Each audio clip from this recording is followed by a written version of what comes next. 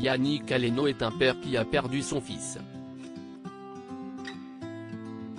Face au deuil impossible, le père d'Antoine Aleno, décédé à l'âge de 24 ans brutalement après un accident provoqué par un chauffard récidiviste le 8 mai 2022, il a décidé de mener un combat.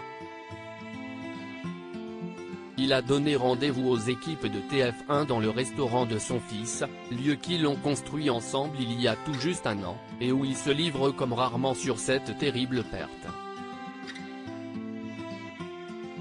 Le jour du drame, il est arrivé immédiatement sur place. J'ai vu mon fils sur le trottoir, donc c'était extrêmement douloureux. Si est-il vrai que vous rentrez dans une période, après le décès d'un enfant, un monde qu'on ne connaît pas, a-t-il fait savoir. S'il a pu songer à fermer le restaurant, lorsque le drame est arrivé, ne trouvant plus de sens à cet endroit si particulier pour eux, il y a renoncé. Et puis tout le monde me disait vous pouvez pas faire ça et en fait ils avaient raison, reconnaît-il aujourd'hui.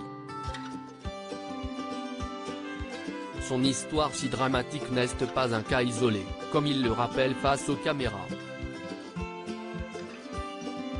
Ce deuil impossible, il réalise qu'ils sont nombreux à devoir l'affronter. Depuis le 8 mai, le décès d'Antoine, j'ai déjà eu l'occasion de parler à 40 personnes qui depuis le début de l'année ont perdu leur enfant dans les mêmes conditions que le mien, affirme le chef Yannick Aleno. Si est-il un gâchis monumental.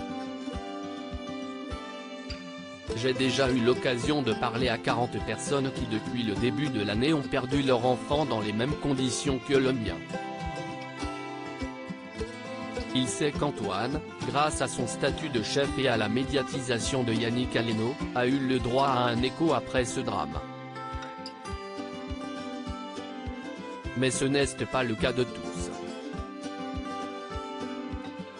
Aujourd'hui, pour se relever de cette perte, cela se fait notamment par l'envie d'aider celles et ceux qui ont perdu un proche à cause d'un acte de violence ou qui en ont été victimes. Le 20 septembre, la famille Aleno a ainsi lancé l'association qui porte le nom d'Antoine, tandis qu'elle dévoile également une plaque en mémoire de leur fils et frère, rue Beaupassage, à Paris. Si est-il là que le jeune homme dirigeait l'établissement Burger Père et Fils. Les parents d'Antoine, Yannick et son ex-femme Isabelle, ainsi que leur fils aîné Thomas se sont exprimés dans les médias, en cette occasion.